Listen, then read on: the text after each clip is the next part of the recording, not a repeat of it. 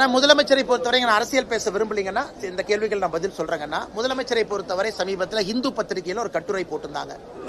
எந்த நிதியுமே மத்திய அரசு கிடையாது, மாநில அரசு நாங்க தான் அதிகமாக கொடுக்குறோம். ஒரு வீடு கட்டுற திட்டமா 81% நாங்க கொடுக்குறோம், மத்திய அரசு கம்மியாக தான் கொடுக்குது, இந்த திட்டமா நாங்க கொடுக்குறோம் அப்படின்னு முதலமைச்சர் சொல்றாங்க.